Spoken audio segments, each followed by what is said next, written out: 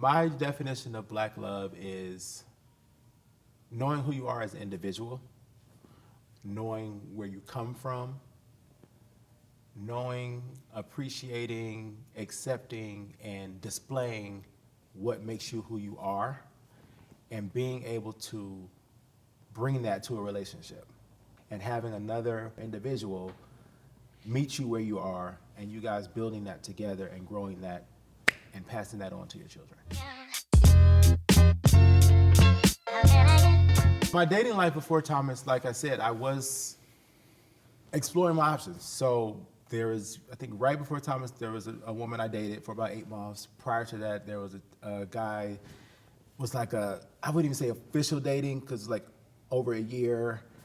Before that, there was a woman that I was dating for a couple of years. So my actual dating life, like being in relationships, that's kind of what that was. As far as after that last relationship before Thomas, it was just, I wasn't looking for a relationship anymore at that point. I said, you know what, let me just go live, let me just explore. And in all honesty, there was a guy I had met, like maybe a year or so before I met Thomas. And that person, I can still credit, I give people credit, you know, for that person I can credit for starting my journey of, it's okay to be who you want to be, who you are. It's okay to explore options, because I was of the mindset of, I like women, think I like men also, but the question is, if I let women know that I like men, if it didn't work out with a man, would I be able to go back to a woman? Because for whatever reason, it's not the same. Women can date women and end up with a man and it'd be okay. Man dating a man that end up with a woman, it's a lot more rare, because a lot of women don't deal with it for whatever reason, and that's fine. I'm not even mad about it. But this person told me, they said, you know, at least let like 5 of your closest people know, you know, so that you can feel comfortable. And then once I did that, it just opened up the floodgates, and then I met Thomas, so it all became in sync. And at the end of the day, even when I met Thomas initially, it was gonna be dating for fun, but then I met substance. So short answer to that is, there was no substance behind who I was dating prior to meeting Thomas. My dating life before meeting Kelly was fun. When I would say it was fun, it's fun because I was able to not only experience and learn from different individuals and their backgrounds and their upbringings and their lifestyle, I was able to catch flights. And when I say catch, okay, I said that being funny, but when I say catch flights, meaning I had a thing where I was never attracted to the men that lived in LA. I wasn't really interested. I was always interested in the people who lived outside of LA. Now, what brought that attraction, I have no idea. But the people that I used to date was always in a different state. Because you wanted to travel. Maybe. Had nothing to do with them. You know, maybe. Or it could be that when I did travel, that's where I met them. Mm-hmm. You know, so for me, it was fun. I don't really have any horror. Say it. Horror Thank stories. you. Horror stories. I don't have any of those. I don't have any regrets with my dating life. I don't have none of those type of experiences. I really don't. Now, I would say I probably wouldn't have dated select people because of what they come with. And that is personal traumas. And I had to learn long time ago that you can't change a person. If they've been through what they've been through, that is their story, that is their right, that is their journey. But if it doesn't feel right in the beginning, it's not gonna feel right in the end. So, with that being said, The rest is history. now we're here, honey. The rest is history. For me, family is very important. The values and morals that I instill in my child are very important to me. His love of people. My son is very compassionate. He's very, I want to stop calling him a child, but my son is very compassionate. He's a loving kid. And, you know, was raised to respect adults. So when it comes to other adults being around, you know, he has a certain level of respect regardless. But I always knew that anybody I needed to bring into my life, they would have to accept my child as well for who he is and have to be a part of my child's life, but also have to be willing to step in and play that role. I wasn't willing to be in a relationship with someone who, one, for themselves, say, oh, I never wanted children, I don't want to deal with the children, or just, oh, that's you, that's your child. I never wanted that because, I've had past relationships where I've dated people with children, and I've always took it on as this is my child also, because if I'm marrying or with the person, I'm with the child also that comes with it. So while Thomas himself may not have a child or had a child, he did have a fur child. He has a dog named Theo, our dog Theodore. So taking on that responsibility was, that was me taking on his child, and I treat his child just as I would want him to treat my child, in the sense that I'm there to take care of the child as well. And, Thomas brings a different, we talked about this on the way here, that Thomas brings a different upbringing than I do. We have similarities, but we also have a lot of differences. So things that Thomas noticed, that I would teach my son, I'm okay with him teaching him even more. I realize as a parent, we don't have all the answers. We don't have all the answers. There are always going to be some influences outside of ourselves, adult influences that can positively impact our children. And I feel like Thomas is that positive impact. He has something to offer.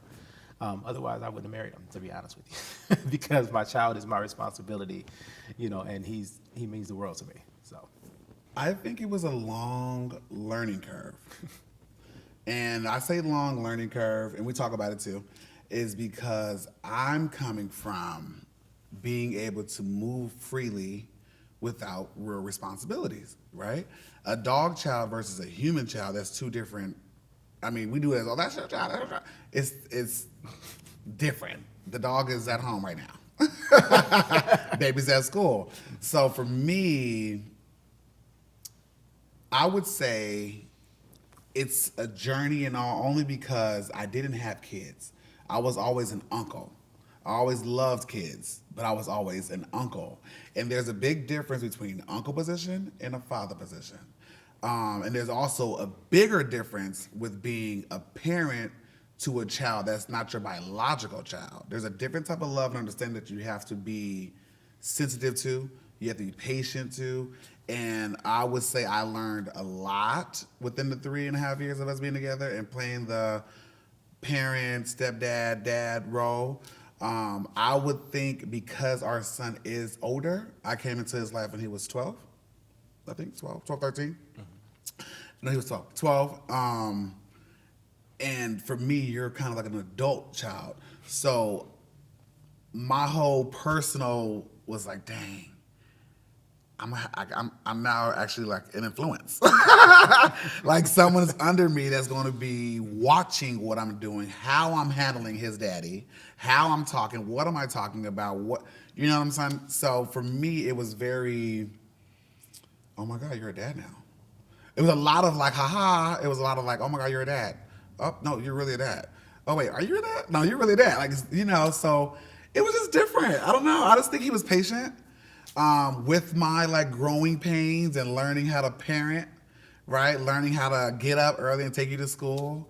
Learning how to be mindful that you have not eaten even though I wasn't hungry. Like those considerations. I will say I got a head start because he's able to do for himself for the most part. So I'm able to aid and assist as we go, but it's not me with a 3-month-year-old baby. I would say thank you because he was very kind in his way of giving me space to kind of figure out what my lane as a parent will be. Because like I said, I'm coming from being single. I'm coming from being able to travel when I want to. I'm coming from being in the club. I'm coming from going and doing that you really, not that you can't do, but there's a lot more consideration when you have a husband and a child. So I would say it's a good journey. I always want kids. I still want kids. I'm trying to get him on the same board, okay? But I think it's good. I think it's great. He tells me he loves me.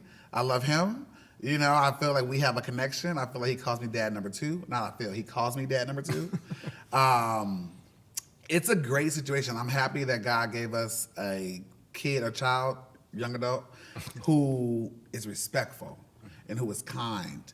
And I think that makes it easier for me to be a parent to the child because you are so loving and you are so kind. And that is very much so who I am and who your daddy is. So it's similar. So for me, yes, you are my son. Come have a seat. And the transition I want to add also was different because like he said, he wasn't fully out of the closet, right? So our initial I mean, I wasn't, first of all, I wasn't in no closet. No, just kidding. well, yeah, he was in my closet. Such a but, generic term, but go ahead. but in the sense of he wasn't living his life out loud. There we go. I like that. Man. Safe? Okay. He wasn't living his life out loud. So for me, being an individual who is, right? I'm in gay this, gay that. I'm gay forward. I know who I am. I broke the barriers at my church. Like I did all the things that born one way, grow up in that lifestyle you would do. He didn't get a chance to actually do those things because he came out a little down the line. So for me, when we're dating and hanging, there's a shared custody with the baby. So I would come around when I don't see the baby. And then that gradually grew into, okay, now you're being invited around when the baby or the young child is here. Okay, so it's week to week. So I'm learning how to navigate. I'm dating your dad, but you as the son don't really know that I'm dating your dad. So I'm still mindful about what I'm doing, how I'm displaying affection, because I don't want to overstep my boundaries, overstep my footing, because your daddy hasn't had the conversation with you just yet. So during that period, it was a very learning period and a patient period, which is why I said it took so long for me, because it's not like I got with Kelly and said, oh, we have a son, or he has a son and this will be my son, we're gonna be together. It wasn't that. It was, I met you as Kelly solely, and then gradually over the months of time and date, then I got introduced to the child, and when I got introduced to the child, it became, this is daddy's friend. And then we had that season of like daddy's friend, we going to the gym all together, we doing manly buddy things. And as you can tell, he don't look too flamboyant, I don't look too flamboyant, you can't just pick apart like that. So it's easy to fall on that's his daddy's gym buddy. And we had that season. So I grew, because during that period, I wasn't seeing myself as a parent. I was just seeing myself as I'm dating your daddy. And you be with your mama sometime. Like that's kind of how I viewed it. But the trick of it all was, the whole story of us is crazy, because the way we started, I didn't see marriage. I mean, I spoke it, but I didn't see marriage because of where he was in his journey in real life. He was in a certain position, in a certain place. I knew that I always wanted to be married. I knew that I will be married one day. I knew that this was a desire. I knew that I want my daddy to marry me. All these great things. I had it confirmed for self. But when I met Kelly, there were so many different turns and corners that helped me. It helped me slow down my outlook on what was happening, and it started to happen. Like me becoming a dad. It happened. It went from me not seeing you with your son, but knowing you have one, to seeing you with your son every other week, to like going through the waves of it. And I just feel like, I think because it's that way, that's why it's so genuine. And that's why it's so natural, because nothing was expected. Nothing was, that's going to be my child. You're going to be my husband. We're going to live together. That was not a thing. You didn't tell me that? Mm-mm. You remember saying you're going to be my husband? It was said. It was said. Okay, I did say the husband part. But I said the husband part because I knew what I have, right? And I knew how rare of an individual like Kelly really is. And when I say that, there's more. Like, it's the love, but it's more than just the word love. It's the way he displays love, the way he cares, the way he thinks, and all of that trickles down into where we are now. You know, like me being able to 100% accept that we have a son, that's the biggest thing for me, right? Because I want a child. I want to experience the baby and the changing the pamper and all that kind of stuff. You gave me a head start, because now I can kind of see a little bit how this is going to be, you know?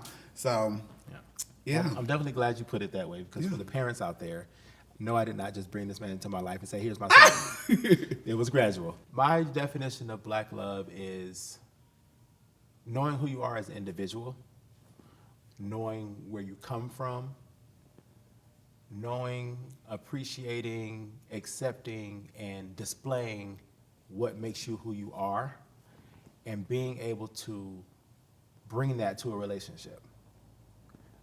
Whether you're 100% whole or not, but bringing your genuine self to a relationship and having another black person or individual meet you where you are, and you guys building that together and growing that and passing that on to your children. Black love for me would be us. I like that answer. And the reason why I say us is because in our relationship, we don't look like the average same-sex couple. And I feel like this is black love. You know, him being able to walk in his own shoes and stand in his own ground and be who he is as I can and still have the masculinity, it's okay. And it's just as fair and fine as one masculine dating the feminine and the feminine dating the so on and so on and so on and so on. But black love is what you make it. Black love is how you love your love. You love your partner, you love who you are, right? Love starts with you first, and then it's how you share it. And I say we are a great example of black love. And The rest is is history. history.